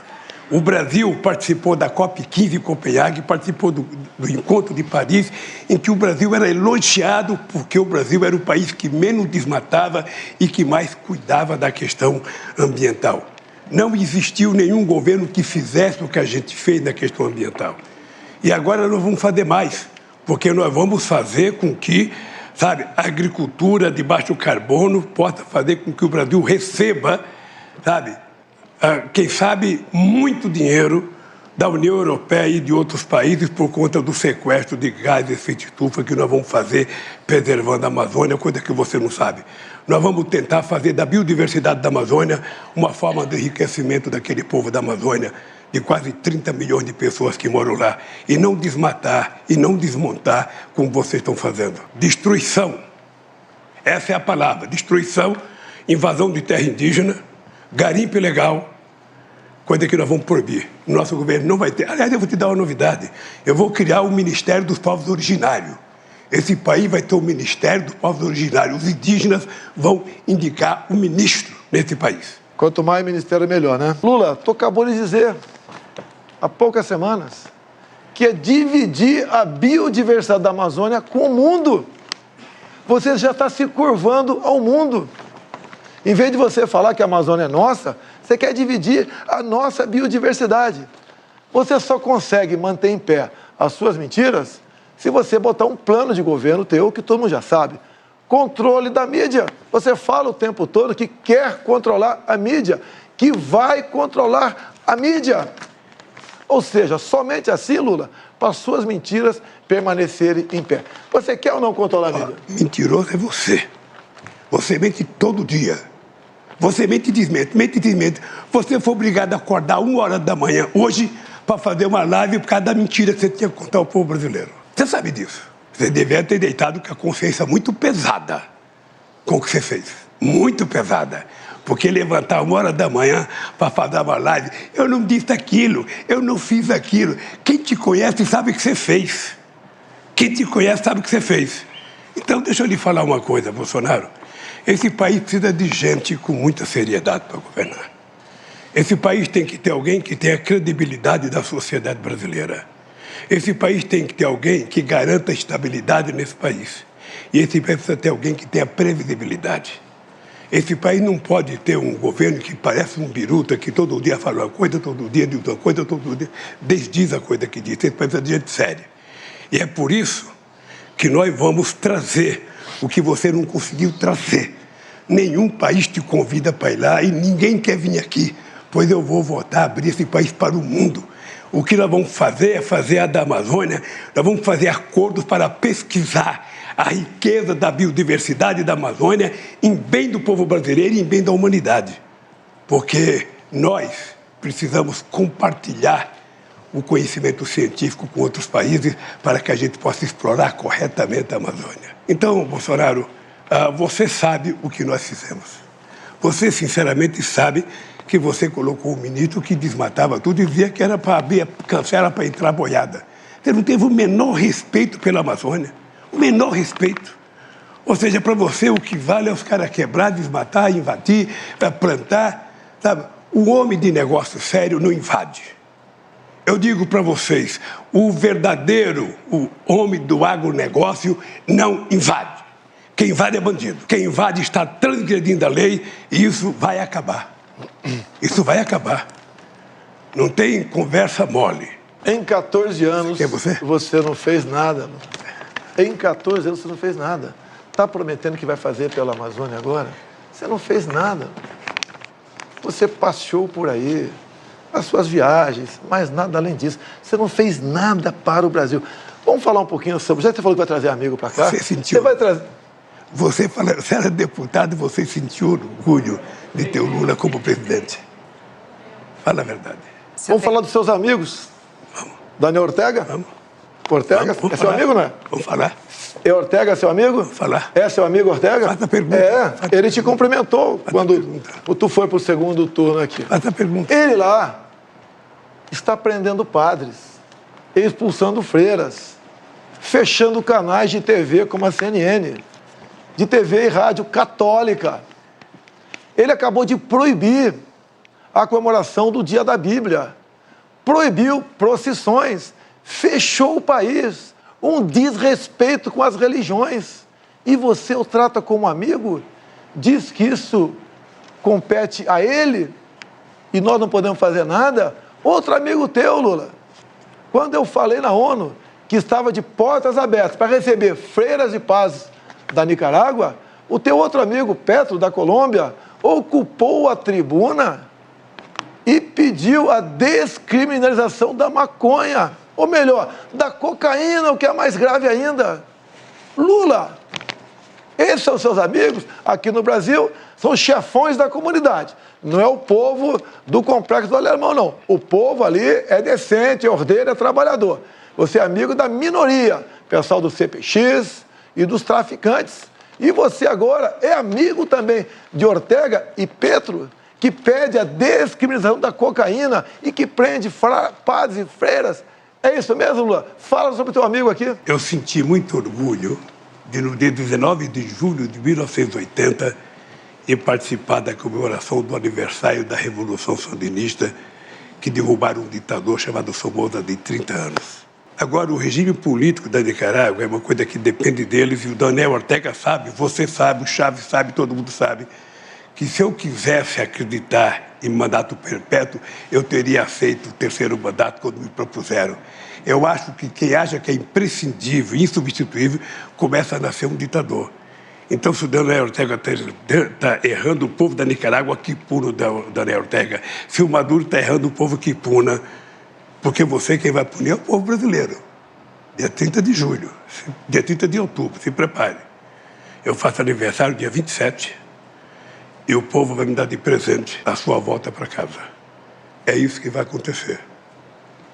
Porque o povo está precisando de alguém que cuide dele.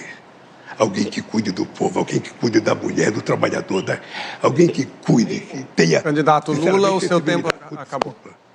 É que eu fico empolgado. Muito obrigado. Sabe quem foi Alfredo Stroessner? Foi um ditador sanguinário, conhecido por ser um dos maiores pedófilos do mundo. Stroessner abusou de mais de 1.600 crianças. Ele matava e enterrava as ossadas em casa. Mesmo assim, Bolsonaro continua mostrando sua admiração ao ditador pedófilo. Então aqui também a minha homenagem ao nosso general Alfredo Stroessner. Homenagem a pedófilo assassino? É esse homem que diz defender a família?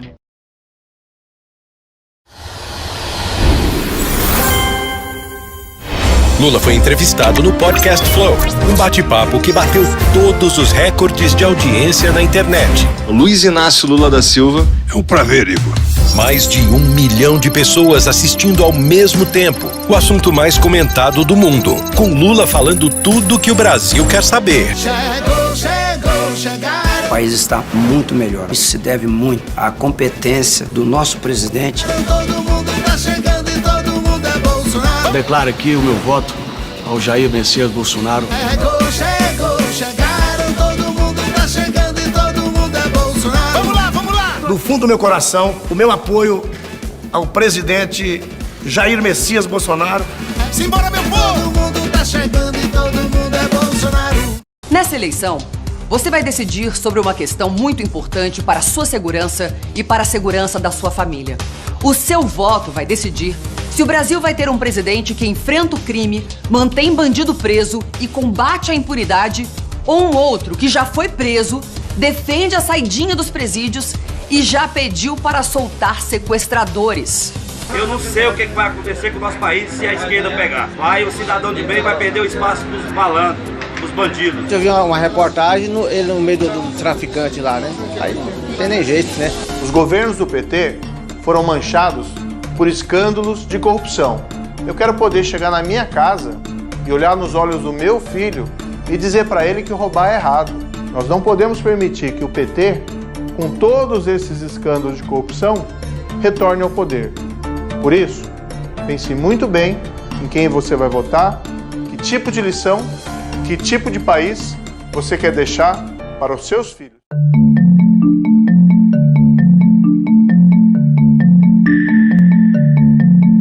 O Tribunal Superior Eleitoral concedeu nesta quarta-feira o direito de resposta aos candidatos à presidência da República, Luiz Inácio Lula da Silva e Jair Bolsonaro.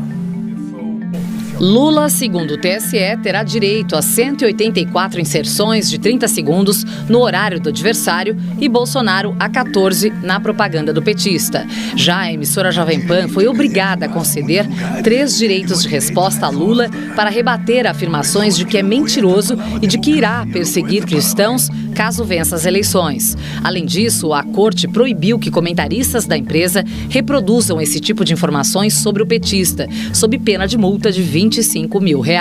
Para amanhã, uma análise pelo plenário do TSE de uma resolução que poderá ampliar o poder de polícia da corte para agir contra a desinformação eleitoral.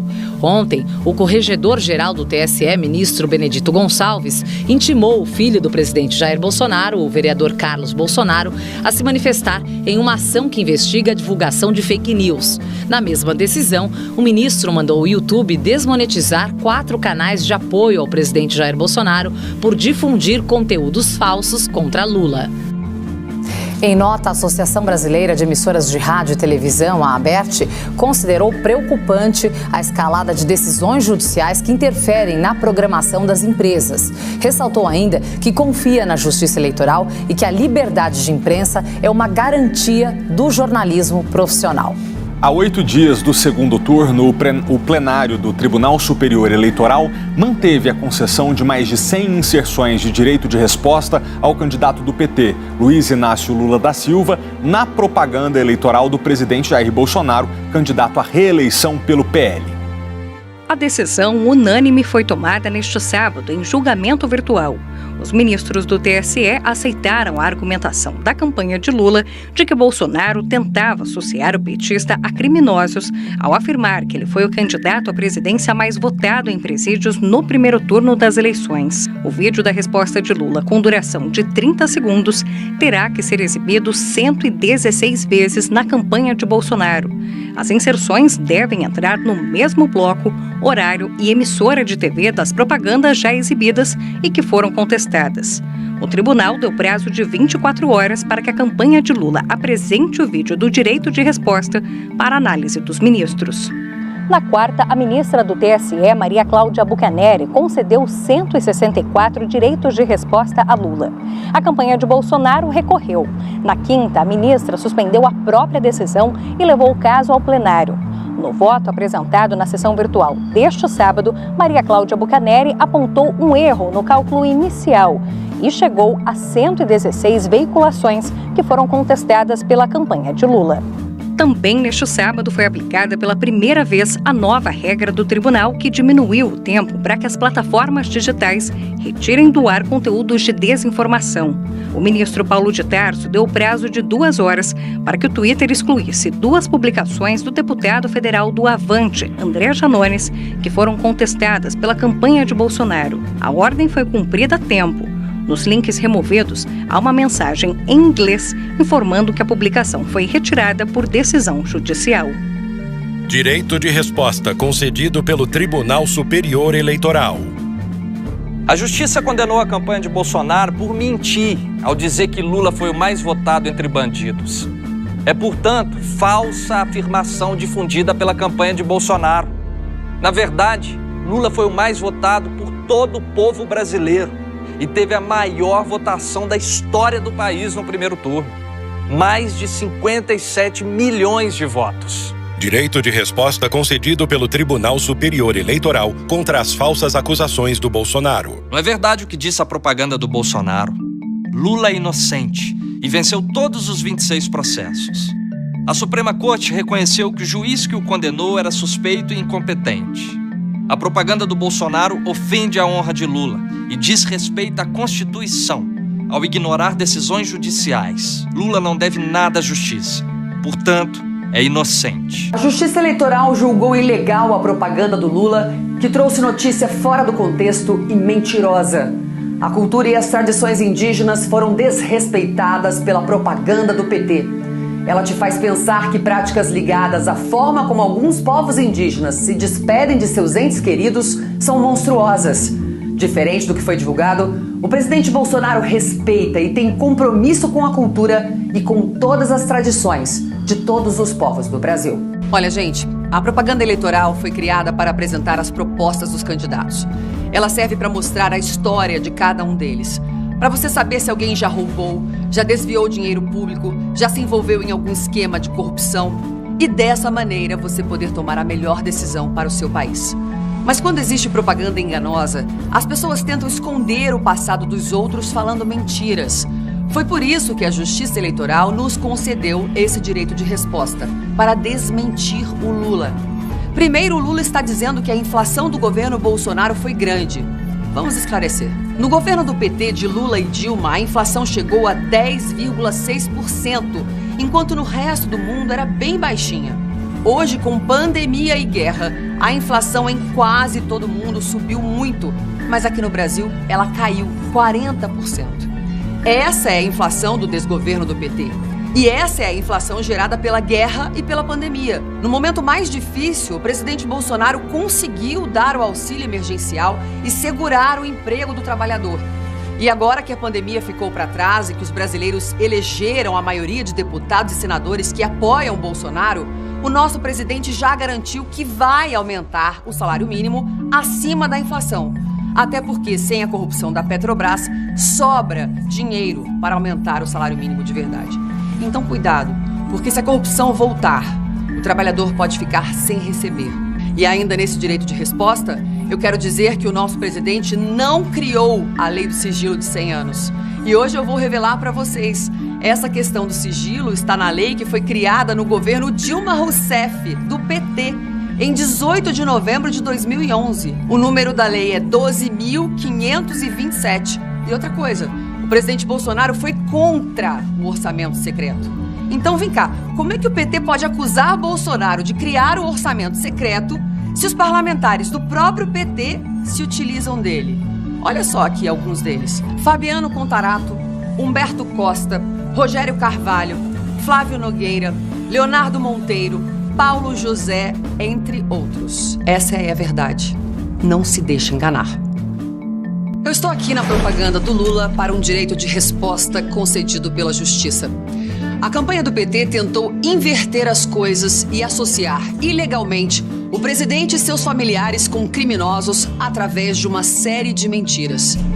Quando um candidato mente na campanha, pode mentir na presidência também.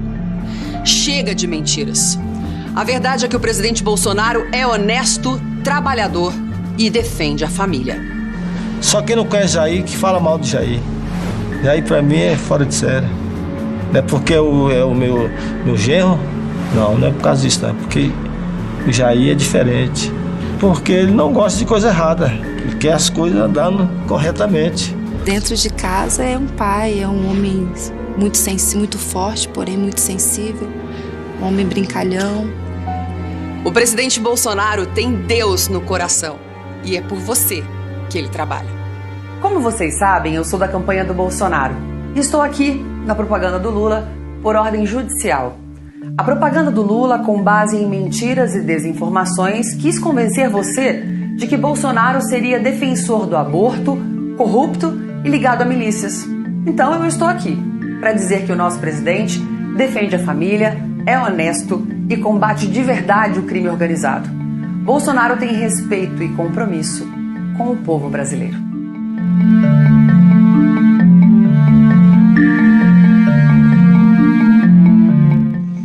Na semana passada, nós recebemos uma denúncia de que rádios estariam publicando mais inserções do PT do que as inserções do presidente Bolsonaro. E na mesma semana, nós tivemos ali uma grande discussão quando nós perdemos 118 direitos de resposta.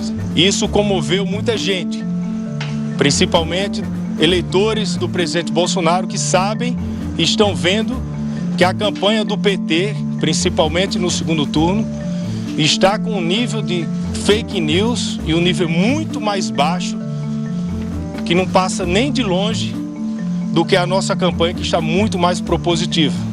Mas seguimos em frente. Pedimos também os nossos direitos de resposta, que estão sendo julgados. E aí hoje, pela manhã, após essas denúncias que nós fizemos, contratamos uma auditoria. Eu hoje à tarde fui entregar informalmente para o presidente do TSE. O nosso advogado já entrou com o primeiro pedido no TSE. E pasmem a vocês agora, que ficaram impressionados com o número de 118 inserções de rádio, a menos do segundo turno.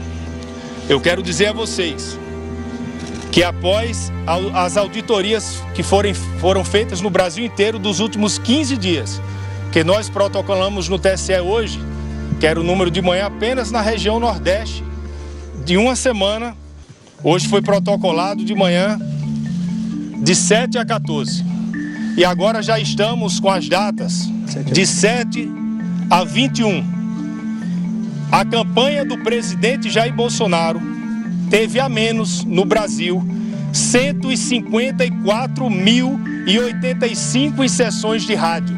Como é que nós, que preservamos o direito de igualdade, a democracia, que cada lado possa mostrar o que está fazendo, a gente possa lidar com o fato de termos 154 mil inserções de rádio a menos. Isso é uma grave violação do sistema eleitoral.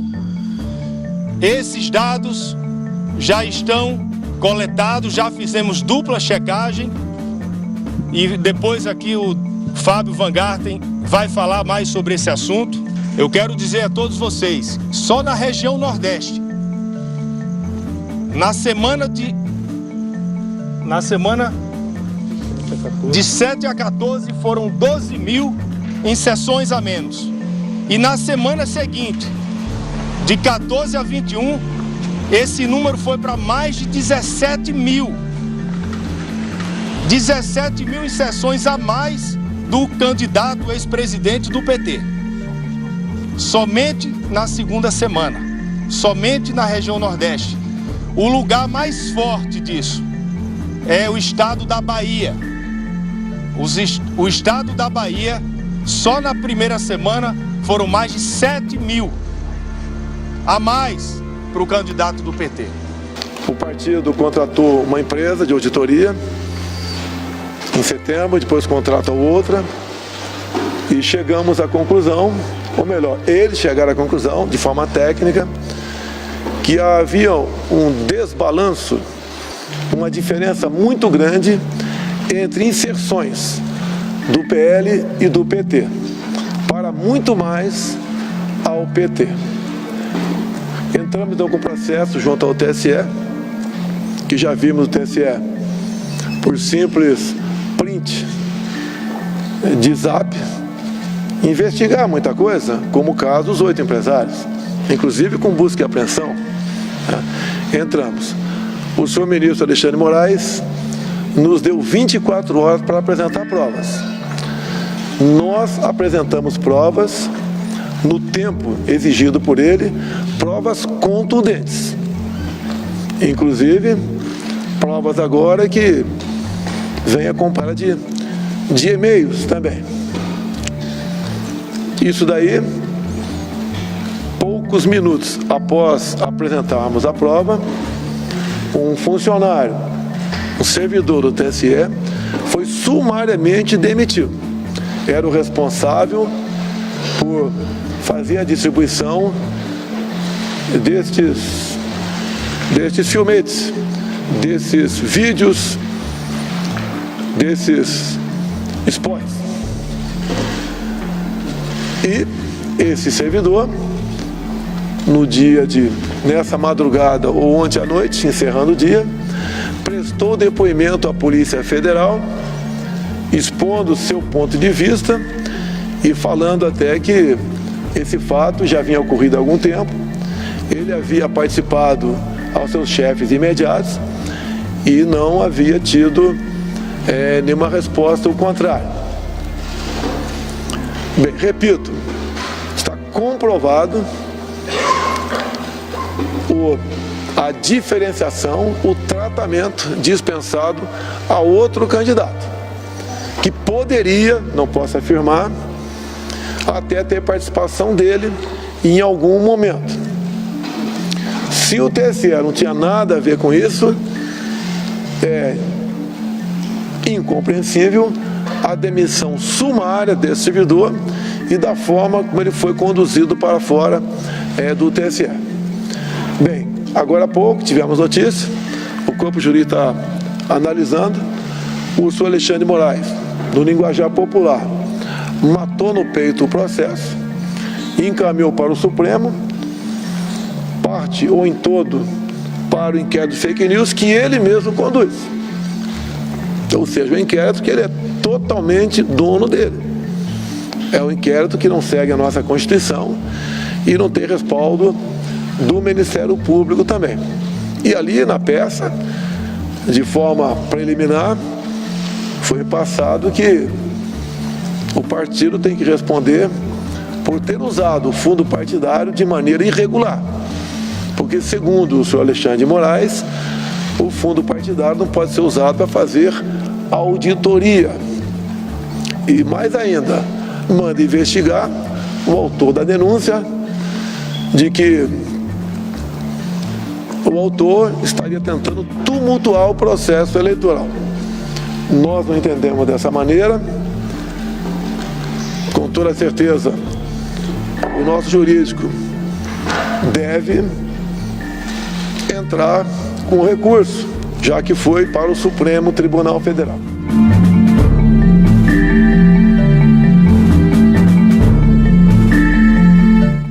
Quero mostrar a vocês, ó. Chegou a Polícia Federal aqui para me prender agora, ó. As violências do Xandão. A minha raiz está plantada. O que eu quero, vocês sabem. O jogo que eu tô jogando, vocês sabem. Eu não vou me entregar. Eu não vou me entregar porque acho um absurdo.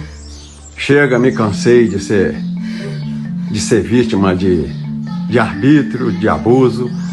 Infelizmente, eu vou enfrentá-los. Mas está de pé a nossa bandeira, em nome da liberdade, da democracia, do respeito às famílias, à vida pública. Eu não vou me entregar. Estou de pé com vocês. Estou de pé. Não vou me entregar. Eu quero ver plantado no topo do mundo a cruz de Cristo, para que todos reverenciem o nosso Salvador. Vamos lutar pela liberdade.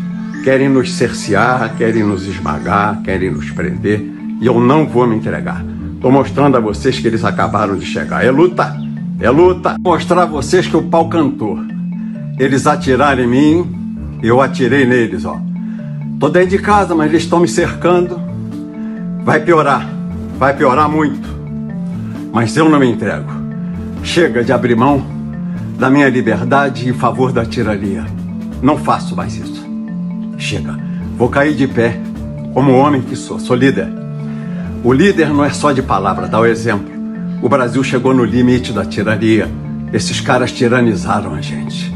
Xandão, Carmen Lúcia, Fachin. Tá aqui minha mulher em desespero, em pranto. Já é a 4ª vez que esses caras voltam aqui. Chega, o pau cantou. Chega, eu vou, se Deus quiser, vou embora, mas deixo plantado o meu exemplo. Não se entreguem ao Xandão, não se entreguem. Lutem contra a tirania. O perdão ao tirano é um assinte, uma ofensa ao justo e ao inocente. Lutem.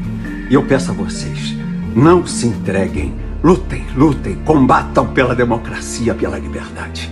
Deus, pátria, família, vida e liberdade, liberdade, liberdade. Quero dizer aos meus irmãos, peço perdão, mas a polícia cumpre todas as ordens judiciais do Alexandre de Moraes. Não dá mais. Reagir, não vou me entregar, só saio daqui morto. Chega, cansei de ser humilhado. O Alexandre de Moraes mandou a polícia aqui 2 vezes revistar a minha casa e o Fachin uma. Eles jogam tudo no chão, as calcinhas da minha mulher, as roupas de baixo, pisam com a botina. Eu vi minha mulher chorando de fazer poça de lágrimas no chão e eu impotente.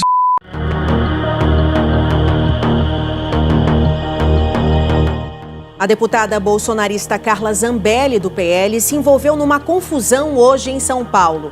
Vídeos compartilhados em redes sociais mostram a deputada de arma em punho perseguindo um homem que foge para dentro de um bar. Neste vídeo, Carla Zambelli aparece discutindo em meio a algumas pessoas. De repente, ela sai correndo atrás de um homem, mas tropeça e cai. Um outro homem, ainda não identificado, saca a arma e vai atrás do suposto agressor. Carla Zambelli também corre atrás. Nesse momento é possível ouvir um tiro.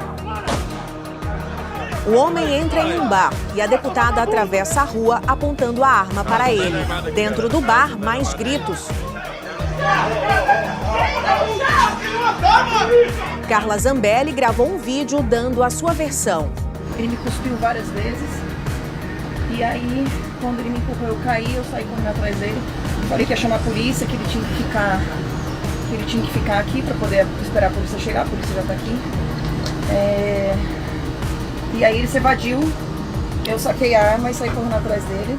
Segundo a deputada, o homem pediu desculpas, mas teria voltado a ofendê-la quando ia embora.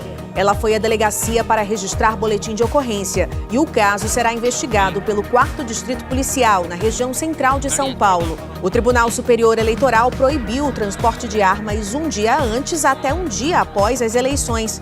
A medida se refere aos CACs, colecionadores, atiradores e caçadores. Carla Zambelli informou que não é CAC e que possui porte de arma regular.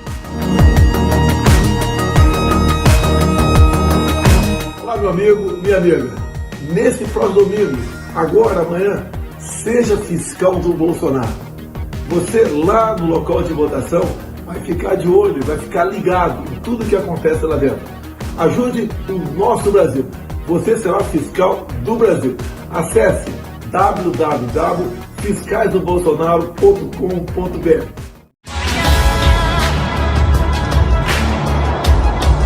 Aí está. Às 19 horas e 57 minutos, Renata Lopretti chamando minha atenção para este momento. Você está vendo na tela a cor tentou.